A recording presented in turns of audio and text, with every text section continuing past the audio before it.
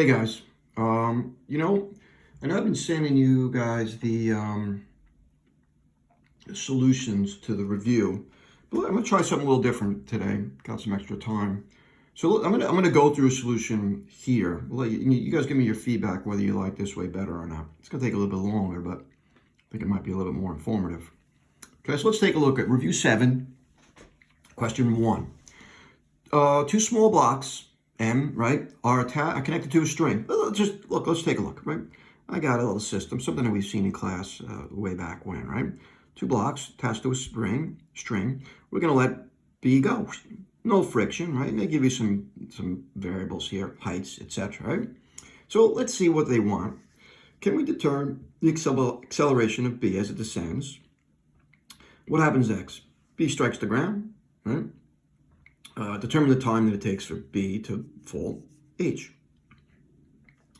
Describe the motion of A as it's being dragged from time 0 to when the block hits the ground. So what is it doing, right? So next one, C.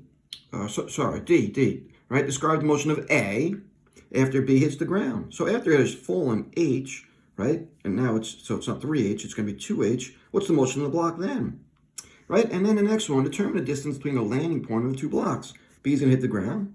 A is going to continue and slide off. Okay, so let's see if we can answer these couple of questions. All right, so review 7, number 1, right? So 7, 1A, right? Determine the acceleration of the block system. All right, so how did I ask you guys to take a look at this, right? I said, you know what, let's make the two that are connected to a string as one object. And what's the force that's pulling it? Well, it's the weight of mg. Now, since A and B are the same mass, I'm not going to designate anything A or B. They're just m's, right? So what do I know? F net is equal to ma. So what's the force acting on the block? mg. How much mass is being pulled? M plus ma. Well, let's combine this. So I got mg is equal to what? 2ma. Looks like I can cross some stuff out. So A is going to be equal to what? G divided by 2.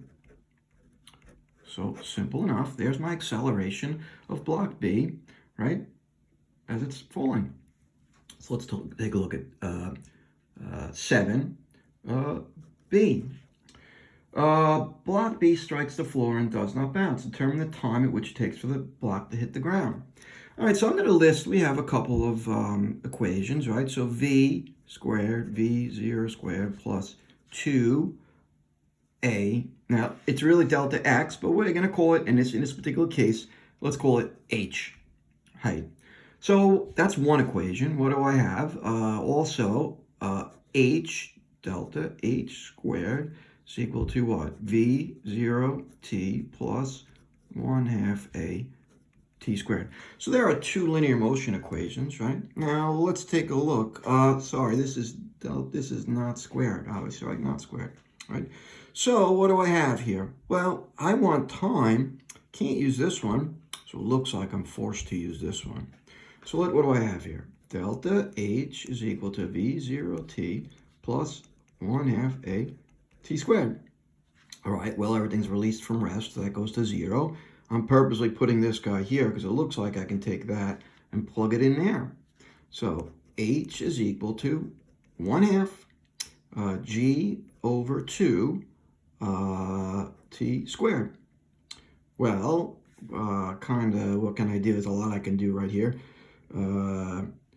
G over 4, right? G over 4. Then we're going to do a little bit of algebra. 4hg is equal to t squared. Looks like I got to get rid of this t squared, so I'm going to take the square root. So that's going to be what? T is equal to 4h over g. And we can simplify it one more time. T is equal to, let's take out the 2, right? H over g. So there is the time, right, needed for this guy to hit the ground. All right, so 7C. What does 7C want? Well, describe the motion of the block. Well, it's accelerating, right? Right? The system is accelerating before it hits the ground. A, B, C, D, right? What about after, right, block B hits the ground? What is A doing? Well, there's no friction, no other forces are acting on it, so it has to be traveling at a constant speed, okay? All right, so E, let's take a look at E. All right, so E is saying, hey, how far, right? So let's draw this out, right? There's my ledge, right? Here's block A. It's going to leave, right? And block B is going to be right there, right? So when this guy leaves the cliff, or I should say the ledge, how far is it going to land from here? All right, well, let's see if I can get an equation to help me out here. What do I want? Well, I'm going to go back to my linear motion equations. It looks like I'm going to find the one that I have the most information about. So I'm going to use this one here, okay? So let's take a look. I'm going to try to somehow, now I'm going to replace delta H with delta X, right? So delta X is equal to what? V0t plus 1/2 a t squared. So that's taking care of this guy here. But let's take a look, right? What do I know about the object as it's traveling horizontally? Well, there is no acceleration. So that goes away. So it looks like delta H is going to be V0 times t. All right, well, I'm halfway home because I know what the time is. We've already figured that out. We figured that out up here.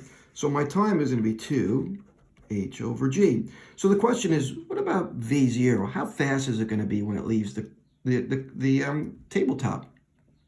All right, well, to get that, I'm going to have to go back, okay? Let's take a look at something. Look, as the block is accelerating, and once it hits the ground, right, once B hits the ground, right, it's going to continue to go on its way for the remainder on the tabletop at that constant speed. So can I figure out, right, the final speed of A when B hits the ground? And that's what I'm going to do. I'm going to find that using V squared, V0 squared plus 2A. Well, we'll call this H now again, right? Because that's the distance that's traveling across the horizontal table, which is the same exact distance that it's falling vertically, right? And we know that this whole thing started from rest, so that goes to 0. I also know A, don't I? So V squared, right? I'm finding, right, this V here, that's the speed that the block is going once B hits the ground. Right, which is the same exact speed that it's going when it leaves the cliff, or I should say the table, because it's under constant acceleration. So 2, right, and I know A, don't I? So I know A again, right? So A is going to be, what do we know A is going to be? G over 2. G over 2, and that's H. Right, so that goes away, that goes away. So it looks like V squared is equal to GH. Looks like I'm going to take the square root, take the square root. So V is going to be equal to radical GH. So problem solved, right? That is now going to be GH. So that is going to be the distance that this is going to land from the top of the tabletop. Now, obviously I did this before, and I want to let you know I did in fact go to the scoring guide. I used kinematics here. They used energy. So I'm going to show you how to do energy, right? So they found this velocity using energy. So when the block, right, I should say, they did it like this, right? So they used energy.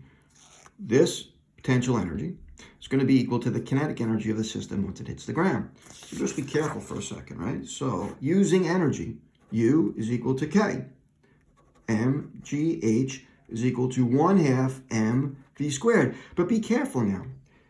There's only one of the blocks that has the potential energy. But when the block hits the ground, there are 2 blocks that are moving. mgh 1/2 2mv squared. Those go away, that goes away, that goes away, right? So it looks like v squared is what? gh, square root, right? Hopefully you can see this, right? Right? And then that's going to be v is equal to radical GH. So either way, right, I used kinetic energy. They used energy. I used, linear motion. They used energy. It's going to get the same answers. Okay, so let's go on to 7, 2, right? A. Right? So what do we have with this one here? Let me get my notes. Here we go. Right? So this is really called Newton's cannon. I have one ball that's at rest. It's just going to drop on free fall. Another sphere is going to be also in free fall, kicked off the cliff. Right? So it's going to take a time of t to get to the ground. Right? So it wants to ask a couple of questions. So question A. Free body diagram, right? Halfway down, time is equal to, I should say, at time is equal to half. Here's A, here's B. What's the free body diagram? Well, since there's only one force acting on it, mg, there is my free body diagram, okay? Next question, on the graph, right? So this is B. On the graph, this is going to be time. This is going to be Vx, the horizontal component, right? Right? Is it horizontal or vertical? Yeah, horizontal, right? So it wants a horizontal component of A and B. All right, so A, let's take a look at B first. Obviously, B makes a little bit more sense, right? Because B is kicked off the cliff, right? So it's going to be off the cliff, traveling to the right. So it's going to have some horizontal line. There it is. So there's VB, right?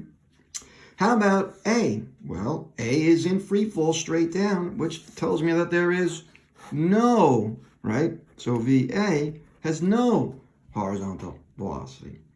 Okay, so that's the graph of that. What's the next one say? Hey, in a clear, coherent paragraph, explain why the spheres reach the ground at the same exact time. They travel told it. So, all right, look, I know I'm going to let you guys handle this, but I think it's really quite easy, right? These two spheres only share one thing. They share their time in air. And the time in air is dependent upon what? How high they are above the ground. And since they both start at the same exact distance, right, they will, that they will hit the ground at the same exact time. So in a nutshell, same acceleration. Okay, let's do that. Acceleration. Okay? All right.